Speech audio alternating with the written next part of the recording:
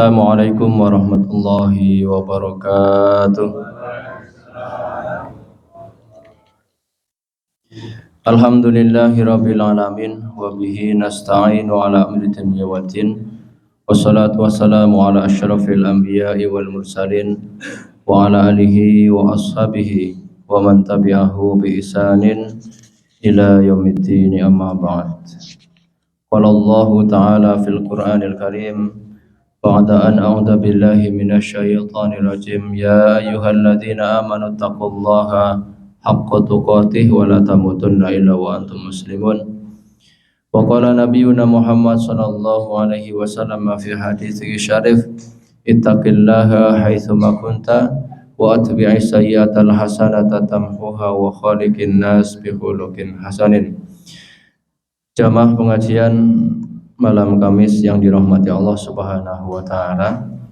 Mari kita bersyukur kepada Allah Subhanahu wa taala yang telah memberikan banyak sekali kenikmatannya kepada kita. Jazakumullah khairan. Apapun kondisi kita, ya, bahagia maupun sengsara, ya, susah maupun senang, ya, tetap kita harus bersyukur kepada Allah Subhanahu wa taala. Sudah dicontohkan dulu oleh para ulama, ya. Salah satunya adalah dicontohkan oleh Urwah bin Zubair. Beliau pernah diundang oleh seorang Khalifah Al-Malik, ya, ke daerah Baghdad. Dari Madinah safar ke Baghdad, ya, sampai sana kemudian kena musibah, kakinya diamputasi, anaknya meninggal dalam beberapa waktu. Maka ketika itu beliau setelah pulang ke Madinah, kaum muslimin pada berduyun-duyun datang untuk mengucapkan takziah, menghibur anaknya sudah meninggal, atau mendukungnya, maksudnya memotivasi dengan kehilangan kakinya. Kata beliau, untuk apa kalian bertakziah? Setiap Allah Subhanahu wa taala mengambil dari kita, pasti Allah meninggalkan yang lebih banyak. Allah memberi saya 2 kaki dan 2 tangan, cuma diambil 1. Allah mengambil saya beberapa orang anak, cuma diambil 1, masih ditinggalkan yang banyak. Itu cukup menghibur saya, dan untuk apa saya bersedih. Bahkan dalam sebuah hadis disebutkan bahwa ketika ada seorang laki-laki, kemudian Allah Subhanahu wa taala mengutus seorang malakul maut untuk menjemput, untuk mengambil nyawa buah hatinya, anak yang paling dicintainya. Diambillah nyawa sang anak, meninggal. Apa yang terucap pertama kali dari lisannya? Alhamdulillah. Ya, kalau kita mungkin nangis, Pak, ya. Yo anak satu-satunya meninggal. Ini alhamdulillah. Ketika Allah Subhanahu wa taala bertanya kepada malaikat yang mengambil nyawanya, apa yang dikatakan oleh hambaku ketika buah hatinya diambil? Dia mengucapkan alhamdulillah. Kata Allah, maka bangunkanlah sebuah rumah di surga untuknya, yang disebut dengan Baitul Hamdi. Rumah itu disebut dengan rumahnya orang-orang yang bersyukur. Makanya jamaah sekali rahmati Allah Subhanahu wa taala, apapun kondisi kita harus selalu bersyukur kepada Allah Subhanahu wa taala, baik susah maupun senang, sedih maupun gembira, ya, kaya maupun miskin, kita tetap harus bersyukur kepada Allah Subhanahu wa taala. Salawat dan salam semoga tetap tercurah kepada junjungan kita Nabi besar Nabi Muhammad sallallahu alaihi wasallam, kepada keluarga beliau, para sahabat beliau yang juga telah mencontohkan bagaimana mereka teladan dalam bersyukur kepada Allah Subhanahu wa taala. Mereka enggak pernah mengeluhkan yang namanya atas kesusahan duniawi, atas payahnya berdakwah di Makkah Al-Mukarramah. Mereka semuanya bersabar, bersyukur atas karunia iman dan Islam.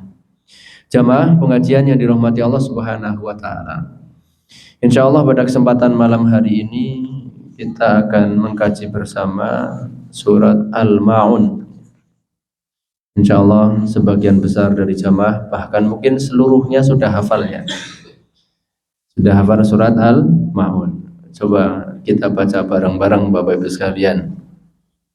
A'udzu billahi minasy syaithanir rajim.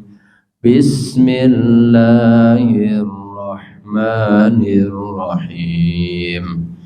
Ara'aita alladzi yukadzibu bid-din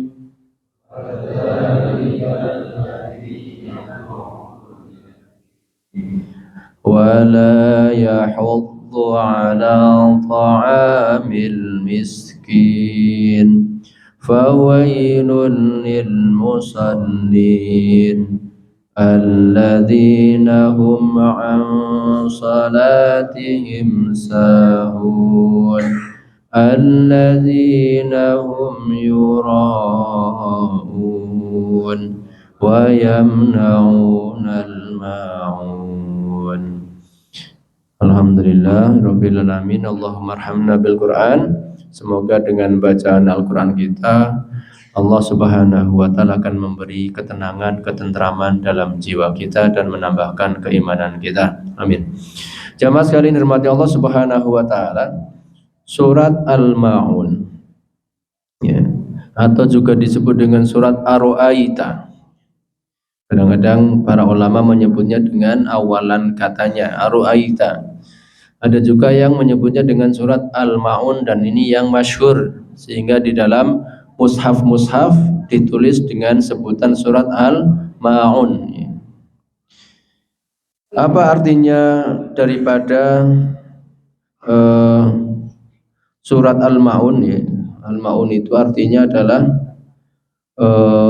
kalau nanti di dalam tafsir itu barang yang bermanfaat, yang biasanya dipakai di dalam, dimanfaatkan di rumah-rumah. Nanti penafsirannya ada bejana, ada ember, ada sutil, ada pokoknya barang-barang yang biasa dipinjem-pinjemkan di antar keluarga, itu namanya al-ma'un.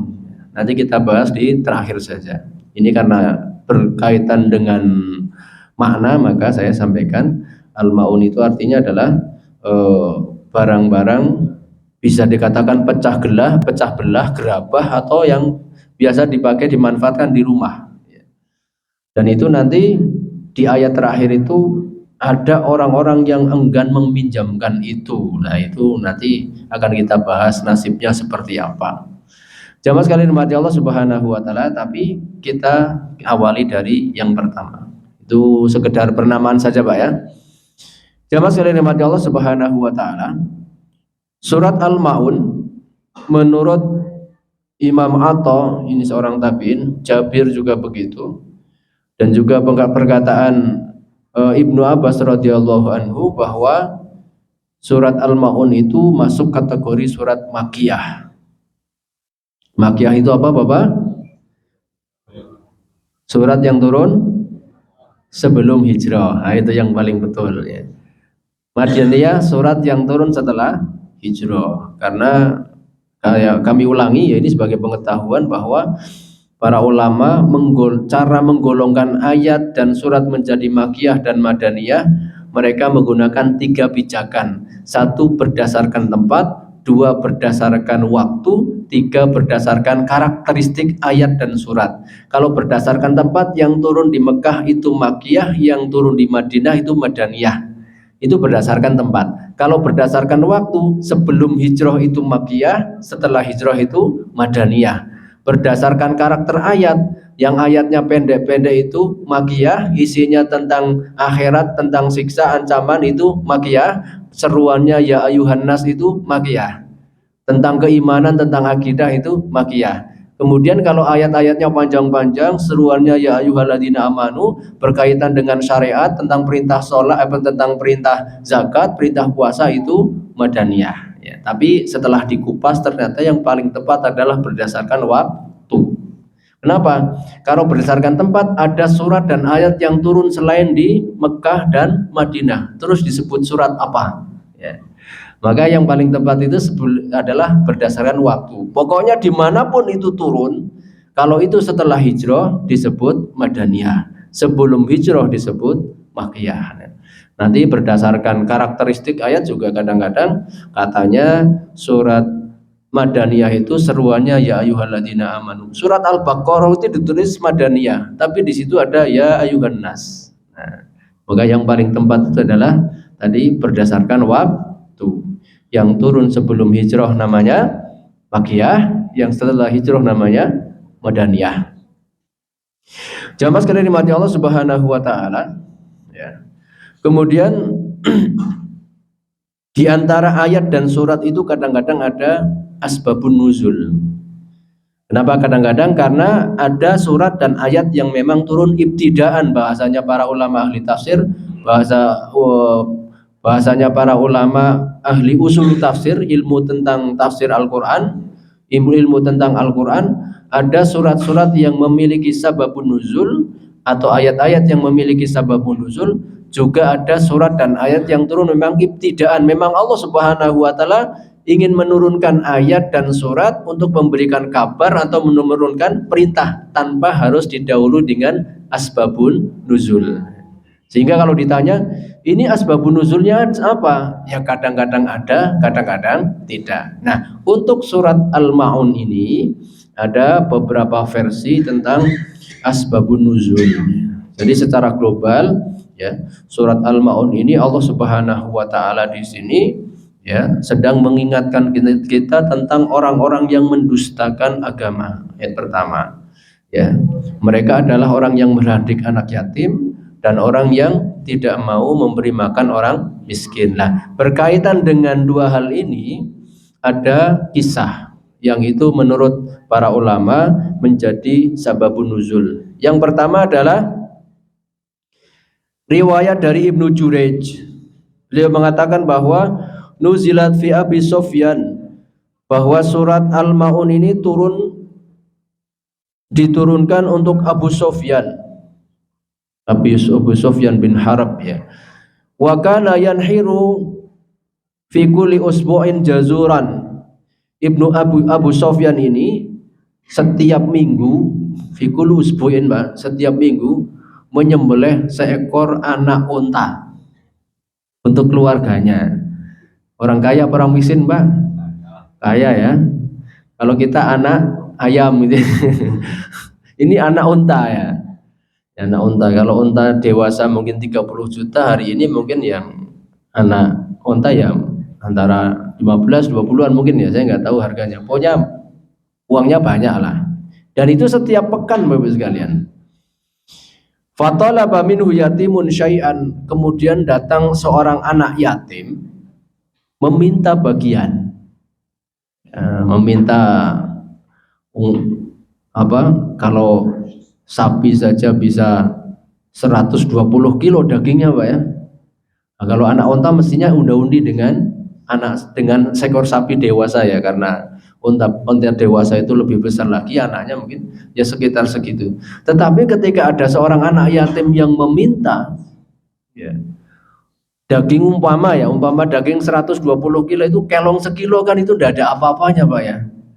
Tetapi sama Abu Sofyan bin Harb ini, faqara'ahu bi'asahu, anak yatim itu diusir dengan tongkat.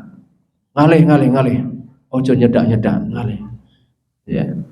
Fa'anzalallahu hadhihi surah, maka Allah Subhanahu wa taala menurunkan surat ini untuk menunjukkan kepada kaum muslimin, mengingatkan kepada kita bahwa perilaku yang seperti ini termasuk daripada kategori mendustakan agama, mendustakan ayat-ayat Allah Subhanahu wa taala, nanti mendustakan hari pembalasan. Itu diantara kisah tentang asbabun nuzul.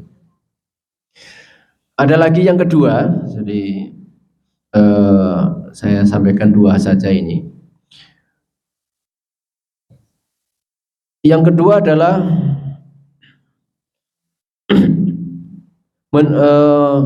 diturunkan berkenaan dengan Abu Jahal. Abu Jahal itu adalah pernah dikatakan oleh Rasulullah Fir'aunu zamani. Fir'aunnya umat Nabi Muhammad namanya siapa? Abu Jahal.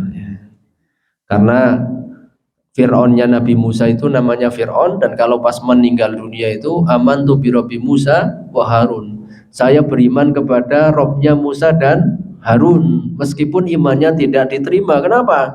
Karena sudah di kerongkongan. Innallaha yaqbalu taubatal abdi ma lam yughaghir. Allah akan senantiasa menerima taubatnya seorang hamba selama nyawa belum sampai kerongkongan. Tapi kalau nyawa sudah di tenggorokan, sudah sakarat, itu tidak diterima oleh Allah Subhanahu wa taala. Malam yughaghir, sudah ngorok bahasanya. Ya. Dan itu Fir'aun. Sementara Fir'aunnya Nabi Muhammad ketika, yaitu Abu Jahal, ketika meninggal di perang Uhud, ya. Perang Uhud apa Badar, Pak? Saya lupa ya. Salah satunya lah.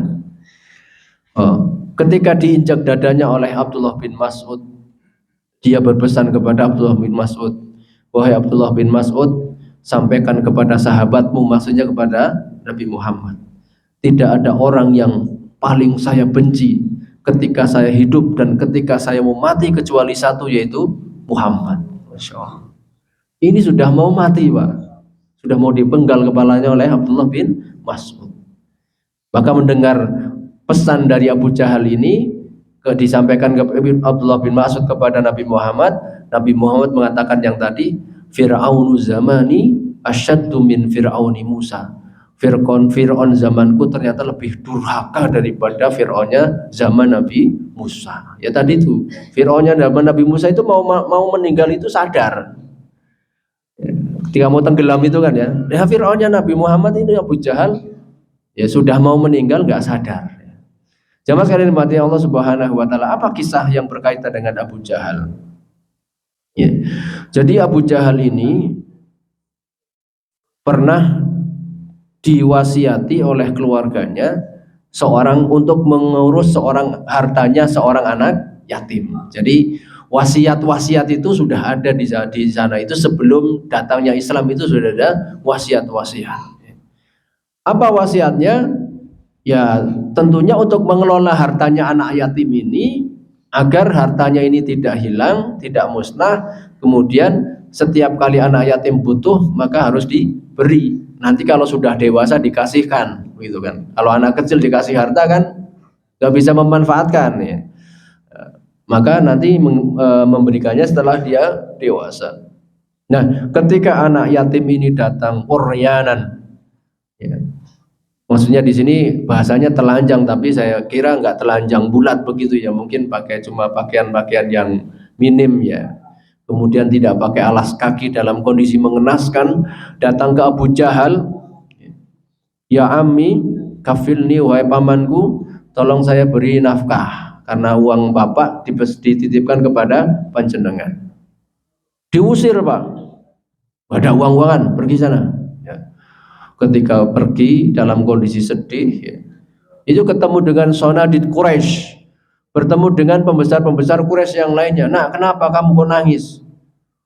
Itu Abu Jahal, nggak bener. Orang tua aku nitip harta untuk dikelola biar saya bisa mengambil keuntungannya setiap bulan untuk manfaat. Saya minta nggak dikasih, malah saya diusir. Kamu mau nggak saya tunjukkan kepada seseorang yang bisa membantumu? Mau. Datang kepada Muhammad. Tujuannya sebetulnya ingin mengadu antara Nabi Muhammad dengan Abu Jahal, karena orang-orang Quraisy tahu betul bahwasanya Abu Jahal itu paling memusuhi Nabi Muhammad. Maka anak yang kecil dan lugu ini pun, mana rumahnya Muhammad? Itu di sana, datang ke situ. Ya, datang ke situ, kemudian, wahai paman, saya dengar dari itu bapak-bapak yang di jalan tadi bahwa paman bisa menolong saya. Menolong apa? Orang tua saya menitipkan harta kepada Abu Jahal, tapi ketika saya minta nggak boleh. Oh ya, bisa, ayo saya ke sana. Masuk Nabi Muhammad ke rumahnya Abu Jahal. Ternyata ketika masuk ya, orang-orang Quraisy itu sudah nunggu di luar, Pak ya. Mungkin mengharapkan keinginan kejadian yang luar biasa kan ya.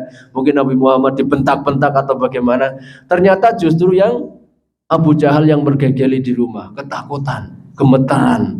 Apa yang diminta oleh anak itu, nyoh, kasihkan.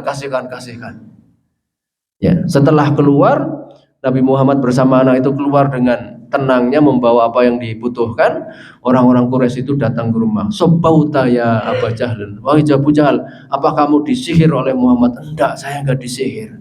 Saya enggak bingung, saya enggak linglung. Loh kenapa? Kok kamu jadi pengecut seperti ini? Saya lihat Muhammad itu tangannya kanan kiri itu membawa tombak yang tajam-tajam, padahal enggak bawa apa-apa, Pak. Saya takut kalau saya nggak ngasihkan, dia akan menusuk saya dengan kedua tombak itu. Padahal Nabi Muhammad nggak bawa apa-apa. Ya tentunya ini adalah pertolongan dari Allah Subhanahu wa taala. Maka diturunkanlah menurut para ulama tadi surat Ar-Ru'aita atau Al-Maun ini yang kaitannya dengan perilaku-perilaku menghardik anak ya yatim. Jamaah sekalian yang dirahmati Allah Subhanahu wa taala.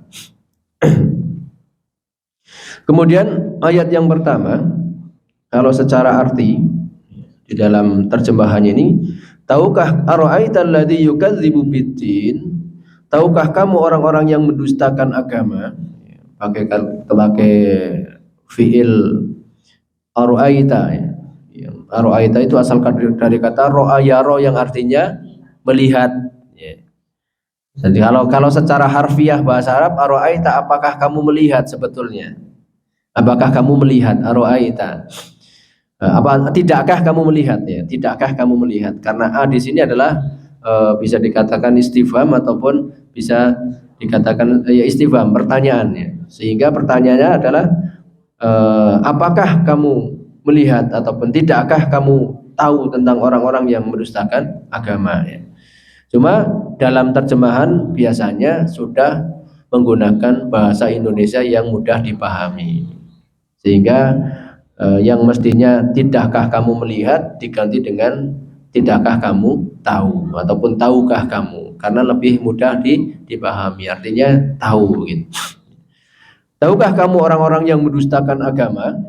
Jamaah sekalian dirahmati Allah Subhanahu wa taala. Ya. Di awal surat ini Allah Subhanahu wa taala memulainya dengan istifhamiyah, pertanyaan, ara'aita, tahukah kamu, atau tidakkah kamu tahu juga bisa. Buat apa Allah Subhanahu wa taala memunculkan kalimat pertanyaan ini, padahal bisa saja Allah Subhanahu wa taala langsung mengatakan kami beritahukan kepada kalian orang-orang yang mendustakan agama. Tetapi kenapa pakai ara'aita? Menurut para ulama biasanya dalam kaidah bahasa Arab ataupun dalam percakapan bahasa Arab, kalimat-kalimat istifham, pertanyaan yang diletakkan di awal itu salah satu tujuannya adalah untuk memancing fokus orang-orang yang mendengarkan, memancing penasaran orang-orang yang mendengarkan. Kamu tahu nggak kemarin ada kejadian peristiwa seperti ini? Nggak tahu lah. Jadi orang itu lebih penasaran ya. Berbeda dengan langsung dikatakan kemarin ada peristiwa begini-begini. Itu kadang-kadang dengarkannya dengan sepintas lalu.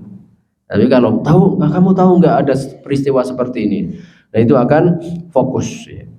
Jadi kenapa Allah Subhanahu Wa Taala menggunakan kata ara'aita ataupun pertanyaan di awal surat ini untuk memancing penasaran, untuk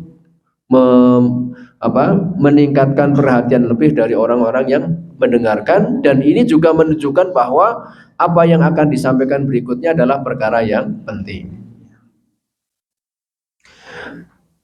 Jamaah sekalian dimati Allah Subhanahu wa taala, yukadzibu, alladzi itu isim isyarah.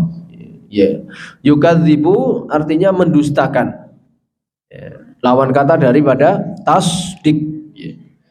Ataupun dalam bahasa Arab kadzib itu juga bisa diartikan bohong ya, mendustakan, ataupun bisa juga kadzib itu juga diartikan bohong. Yukadzibu di sini tadi diartikan mendustakan, artinya tidak membenarkan. Lawan kata daripada tasdik yaitu membenarkan. Kalau iman itu nantinya membenarkan. Tahukah kamu orang-orang yang mendustakan ad-din, bid-din? Ad-din itu bisa diartikan agama Islam. Jadi di sini Allah Subhanahu wa taala sedang memberitahu kabar, memancing perhatian kepada kita agar kita perhatian tentang siapa orang-orang yang mendustakan agamanya. Walaupun dia mengucapkan syahadat, tetapi melakukan perilaku yang akan disebutkan nanti, berarti dia tergolong orang yang mendustakan agamanya.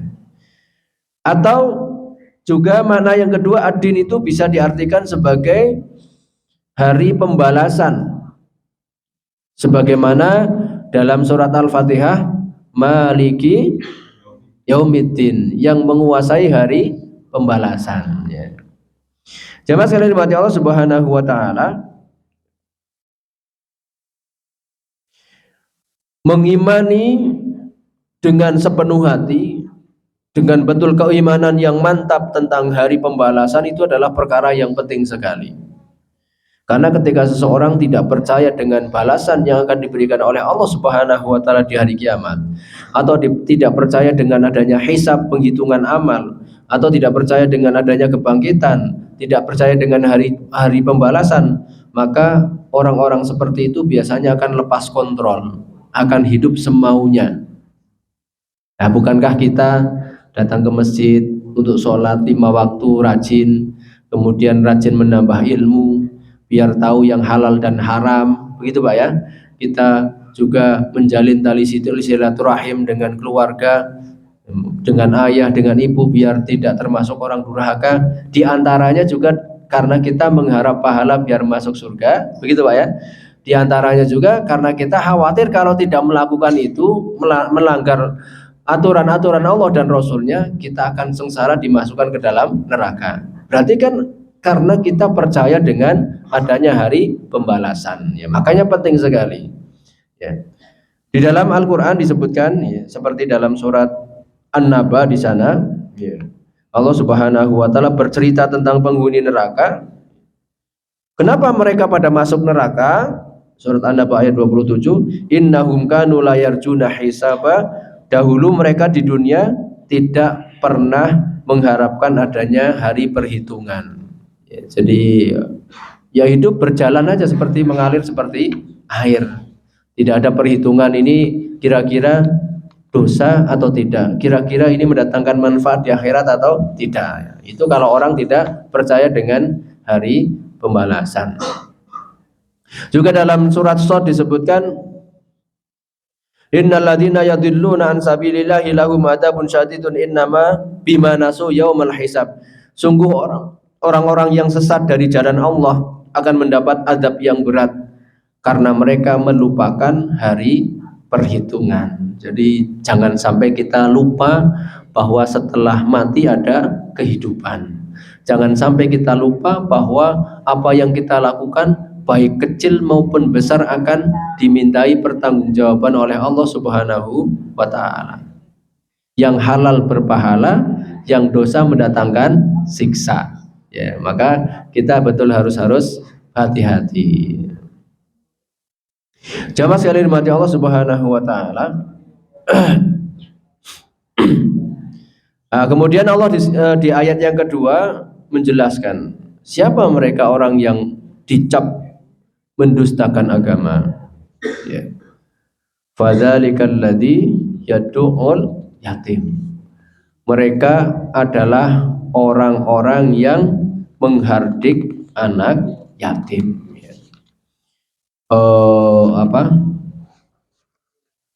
Buya Hamka. Siapa Buya Hamka, Pak?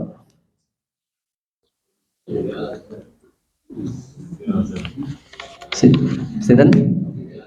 Pendiri Al-Azhar. Al-Azhar pun di Jakarta ya. Buya Hamka itu seorang ulama dari Indonesia, dari Minangkabau kalau nggak salah. Itu orang nggak kuliah tapi dapat gelar profesor apa doktor? Profesor ya, karena beliau juga menulis tafsir ya. Dalam tafsirnya beliau mengatakan bahwa yad'u itu adalah menghardik ataupun mencegah dengan perbuatan juga. Jadi coba bukan hanya nggak boleh begitu, tetapi nggak boleh disertai dengan aksi. Ibaratnya nggak boleh sambil dorong begitu ya, nggak boleh. Nah, sambil menjerembabkan, begitu mendorong sehingga orang itulah. Jadi sudah keterlaluan banget orang-orang yang seperti itu. Makanya di sini Allah Subhanahu wa taala menggunakan kata zalika. Fadzalika itu menunjukkan bahwasanya apa yang dilakukan oleh orang-orang yang orang-orang yang dikategorikan oleh Allah Subhanahu wa taala mendustakan agama itu adalah orang-orang yang perilakunya terhadap anak yatim, kejahatannya sudah terlalu ataupun luar biasa. Seperti yang dilakukan, maaf ya, tadi dicontohkan siapa? Abu Sofyan. Faqara'ahu bi'asahu, mengusir dengan tongkatnya. Jadi bukan hanya gak boleh sana pergi, enggak, tapi ditakut-takuti dengan tongkatnya ya gitu. Jadi sama dengan apa, mirip-mirip dengan apa yang dikatakan oleh Buya Hamka bahwa mencegah ataupun mengusir disertai dengan tindakan, dengan dorongan, dengan apa. Nah, itu tidak boleh, Pak. Anak yatim itu harusnya dielus kepalanya, itu kan ya, diberikan kasih sayang dan seterusnya. Jamaah sekalian dimati Allah Subhanahu wa taala. Siapakah anak yatim? Sinten Pak anak yatim? Jangan-jangan di antara bapak-bapak sudah yatim ini. Gak punya bapak? Betul ya Bu ya? Sudah gak punya bapak pada jadi yatim ya. Anak yatim adalah seorang anak yang faqada abawahu, yang kehilangan bapaknya ya sebelum dia usia balik. Itu disebut anak yatim. Kalau sudah balik bukan yatim lagi, sudah bisa mandiri harusnya begitu ya. Tapi tetap masih punya, kadang-kadang balik itu belum tentu dewasa. Makanya dalam surat An-Nisa Ustaz ya, hatta idza anastum rusda wabtalul yatama hatta idza balagun nikah fa inna anastum minhum rusda. Jadi kalau kita diamanahi harta anak yatim, misalnya kita punya saudara meninggal, kemudian wasiat, ini tolong harta anak-anak saya dikelola karena mereka masih anak-anak. Itu kalau mereka sudah menikah, itu pun masih diuji dulu. Misalnya orang tuanya meninggalkan 5 pabrik misalnya kan ya. Coba serai satu dulu. Nah, kamu sudah nikah, sudah sampai pada rusda, sudah pada dewasa atau belum, coba disuruh ngelola 1 pabrik. Malah bangkrut. berarti belum mampu kamu. Biar dikelola paman dulu aja. Nanti hasilnya kamu tetap dapat. Tetap seperti itu. Jadi nggak langsung dikasihkan semuanya. Kalau kenapa? Karena dapat amanah dari orang tua. Ya kecuali ya anaknya maksa-maksa, saya sudah nikah, sudah dewasa, dikandani gak mau, ya gimana lagi? Malah bawa pengacara, ini paman saya menghalang-halangi saya mengambil mendapatkan hak saya. Nah, padahal itu dalam syariat Islam itu kan wabtalul yatama hatta idza balagu nikah fa inna nastum minhum rusda. Jika kalian telah melihat tanda-tanda kedewasaan di dalam diri mereka. Dewasa di sini adalah mampu mengelola diri, keluarga dan hartanya. Nah, ternyata belum mampu mengelola, dikasihkan kan ya nanti habis, yang enggak amanah dengan orang tuanya ya, kecuali tadi maksa ya. Jadi anak yatim itu adalah anak yang ditinggal oleh, di sini abahu oleh orang bapaknya ya, ketika dia belum balik. Karena bapaknya itulah yang mencarikan nafkah untuknya, yang menopang hidup keluarga itu adalah seorang bapak ya.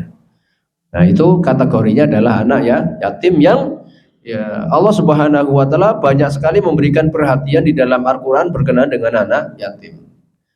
Menurut para ulama, warada dzikrul yatim fi kitabillahi isnataini wa asyrina marrah. Kalimat yatim di dalam Al-Qur'an itu berulang sampai 22 kali. 22 kali. Ya. Dalam surat Al-Baqarah banyak ya. Kemudian dalam surat Ad-Duha, dalam surat Al-Maun ini dan surat-surat yang lainnya, di sana disebutkan tentang anak yatim, tentang perintah Allah Subhanahu wa taala kepada kita untuk berbuat baik kepada anak yatim. Nah, termasuk kategori mendustakan agama ataupun mendustakan hari kiamat, hari pembalasan itu adalah perilaku seseorang yang yad'ul yatim, menghardik anak yatim. Menghardik anak yatim itu bukan hanya seperti yang dilakukan oleh tadi siapa? Abu Sofyan ataupun Abu Jahal. Menghardik anak yatim termasuk adalah ketika seseorang memakan hartanya anak yatim dengan tidak benar. Dan itu akan diancam oleh Allah Subhanahu wa taala. Innal ladina dalam surat An-Nisa juga setia.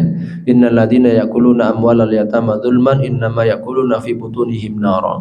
Orang yang memakan harta anak yatim secara zalim, sejatinya dia sedang memasukkan api neraka ke dalam perutnya. Ya. Kalau Allah Subhanahu wa taala memerintahkan kepada kita untuk berbuat baik kepada orang miskin di dalam Al-Qur'an, kepada orang fakir, kepada orang miskin, itu perintah Allah kepada kita untuk berbuat baik kepada anak yatim itu bukan hanya sekedar dengan memberikan bantuan, it'am bentuknya memberi makan, tetapi juga perintah untuk memuliakannya. Dalam surat Al-Fajr, kalla balla tukrimunal yatim. Allah Subhanahu wa taala mengingatkan bahwa orang-orang yang hina itu, orang-orang yang hina itu adalah orang-orang yang tidak memuliakan anak yatim. Jadi bukan hanya memberi, kan beda Pak ya. Makanya di dalam Al-Qur'an itu ada ancaman juga. Ya. Ada ancaman contohnya dalam surat Al-Baqarah, ya ayyuhalladzina amanu la tubtilu shadaqatikum bil manni wal adza. Jangan kamu batalkan pahala sedekah kalian dengan al-man wal adza, menyebut-nyebut dan menyakiti. Artinya ketika kita memberikan seseorang harta kemudian sambil mengungkit-ungkitnya, itu kita nggak dapat pahala dari apa yang kita berikan. Ini sudah tak kasih, jangan pokoknya mengeluarkan kata-kata yang menyakitkan lah. Ya, saya baik toh, enggak saya bapakmu pelit toh, dan seterusnya. Itu kan menyakitkan sekali. Nah, makanya di sini saya katakan tadi bahwa tidak semua orang yang memberi itu baik. Ya, contohnya orang memberi dengan mengungkit. Nah, apalagi memberi kepada anak yatim, tidak cukup hanya dengan memberi, tetapi Allah Subhanahu wa taala memerintahkan kepada kita juga termasuk dengan memuliakan mereka. Memuliakan mereka. Ya. Ya, baik dengan ucapan ataupun dengan perbuatan, diantaranya adalah dengan mengkafil mereka setiap bulannya. Kafil itu artinya menafkahi mereka. Ya, bahwa kata para ulama sebaik-baik hidangan adalah hidangan yang di situ ada anak yatimnya, ngajak makan bareng. Datang ke yayasan yatim piatu, ayo kita ke SFA bareng-bareng di Gentan itu ramai ya, makan bareng di sana, itu mereka senang, merasa dimuliakan. Ya. Dan seterusnya, itu adalah sesuatu yang luar biasa. Bahkan Rasulullah SAW memberikan jaminan kepada orang-orang yang mau mengkafil anak yatim, ana wa kafilul yatimi fil jannah hakadha wa asyara bi sababatil wusta wa farraja bainahuma syai'an. Ya. Kata Rasulullah, saya dengan orang yang mengkafil anak yatim, saya dengan orang yang membiayai menghidupi anak yatim, nanti di surga seperti ini. Jadi beliau mengisyaratkan dengan jari telunjuk dan jari tengah direnggangkan. Ya, kalau begini kan dempet, tapi direnggangkan, artinya jaraknya dengan Rasulullah di surga itu dekat. Ya. Ini 1,5 cm, berarti duduk bareng dengan Rasulullah, artinya dekat jaraknya dengan Rasulullah di surga. Dan ini juga kabar gembira dari Rasulullah SAW bahwa di antara amal-amal yang bisa menjadikan kita dimudahkan masuk surganya Allah Subhanahu wa taala adalah mengkafil atau membiayai, menafkahi anak-anak yatim. Jangan cuma setahun sekali ketika Ramadan baru ingat, tetapi setiap kita mendapatkan rizki dari Allah Subhanahu wa taala, disitulah ada haknya anak-anak yatim juga. Wa fi amwalikum haqqul lisaili wal mahrum. Di dalam harta kita sejatinya ada hak-haknya orang yang membutuhkan, baik mereka yang berani meminta ataupun yang tidak berani meminta. Jamaah pengajian yang dirahmati Allah Subhanahu wa taala, itu kriteria yang pertama yang dikatakan oleh Rasulullah oleh Allah Subhanahu wa taala sebagai orang yang mendustakan agama. Jamaah sekalian yang dirahmati Allah Subhanahu wa taala, sebetulnya banyak sekali ayat-ayat, tadi disebutkan 22 ayat, dan juga hadis-hadis Nabi Shallallahu alaihi wasallam yang menunjukkan keutamaan mengkafil atau berbelas kasih atau memuliakan anak-anak yatim. Saya tambahkan satu hadis, in aradta ayyalina qalbuk fatimil miskin wamsah ra'sal yatim. Jika engkau ingin menjadi orang yang lembut hatinya, jika engkau ingin menjadi orang yang lembut hatinya, maka berilah makan kepada orang miskin, wamsah ra'sal yatim, usaplah kepalanya anak yatim. Hadis sahih, disahihkan oleh Syekh Albani. Masya Allah. Jadi itu perintah dari Rasulullah SAW, bukan hanya mengada-ngada mengusap kepala anak yatim. Ya tentunya yang masih kecil-kecil Pak ya. Yang kalau sudah agak dewasa, biasanya agak gede, SMP, sudah menjelang SMA, itu biasanya mereka malu. Tapi ada apa-apa kalau mereka mau. Jamaah sekali dirahmati Allah Subhanahu wa taala, dan masih banyak lagi, silahkan nanti insya Allah banyak kalau kita mau mencari di internet begitu ya, atau kita punya kitab-kitab hadis, di sana banyak hadis-hadis yang mengutamakan, menjelaskan tentang keutamaan berbuat baik, memuliakan anak-anak yatim. Terakhir, kalau tadi adalah semacam keutamaan, yang terakhir yang saya sampaikan terakhir ini adalah ancaman. Istanibu sab'a al-mubiqat. Sebentar Pak. Jauhilah 7 perkara yang membinasakan. Wa dzakara minha aklu malil yatim. Dan Rasulullah menyebutkan diantaranya adalah memakan hartanya anak yatim. Itu termasuk perkara yang bisa membinasakan kita, baik di dunia maupun di akhirat. Tentunya kebinasaan di akhirat itu lebih mengerikan lagi daripada kebinasaan di dunia. Karena kalau di dunia itu sifatnya sementara, tapi kalau sudah di akhirat masuk neraka, masuk ke dalam perutnya api neraka, Masya Allah, itu adalah siksaan yang luar biasa. Jamaah sekalian mati Allah Subhanahu wa taala, sudah jam 20. Saya kira cukup nggih, Bapak Ibu nggih? Cukup, jangan banyak-banyak. Ada yang mau tanya tadi kayaknya? Ada nggih. Oke. Oh, daripada ini loh. Di surat Al-Ma'un ya. Nggih. Pada saat kita kecil itu bacaannya fawailul lil musallin alladziina hum an salatihim. Fawailul lil musallin itu kalau dipotong itu celakalah orang-orang yang salat. Makanya itu tidak di akhir ayat itu. Itu ada tanda lam alif. Artinya bisa dipotong. Nah, itu kan masuk akal juga kalau dibaca di Nah, ketika dibaca fawailul lil musallin, berarti nah itu menimbulkan pertanyaan kan, celakalah orang-orang yang salat ya. Jadi maksud saya ketika enaknya dibaca itu memang disambung. Ya itu ada ini masukan tambahan ya. Karena ketika saya dengar di sini sebagian itu berhenti, itu gak dimasukkan itu. Gitu. Ya, itu masukan dari Ustadz Zainal Abidin ya, Masya Allah. Syekh Zainal Abidin. Ketika kita membaca, memang baiknya disambung fawailul lil musallin. Jangan wai Pak ya, wai. Fawailul lil musallin alladzina hum an salatihim sahun. Ya, secara makna begitu ya. Celakalah orang-orang salat, yaitu orang yang lalai dari salatnya. Ya, apa yang dimaksud dengan lalai dari salatnya? Insyaallah di pertemuan nanti setelahnya.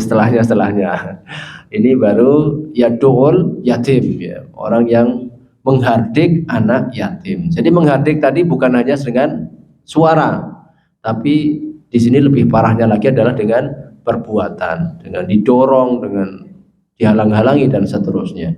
Dan menghardik itu juga bukan hanya itu, termasuk menyalahgunakan amanah harta anak yatim yang dititipkan kemudian dimakan, itu juga masuk dalam kategori menghardik anak yatim yang tentunya nanti di hari kiamat innama yaquluna fi butunihim naro, dia sejatinya sedang memakan api neraka.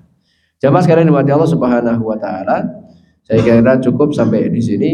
Insyaallah kita lanjutkan pada pertemuan berikutnya. Semoga kita terhindar dari sifat buruk ini berupa menyia-nyiakan, menghardik atau tidak berkasih sayang dengan anak-anak yatim. Amin ya rabbal alamin. Demikian, semoga bermanfaat. Wallahu a'lam bishawab. Akhiru da'wana alhamdulillahirabbil alamin. Wassalamualaikum warahmatullahi wabarakatuh.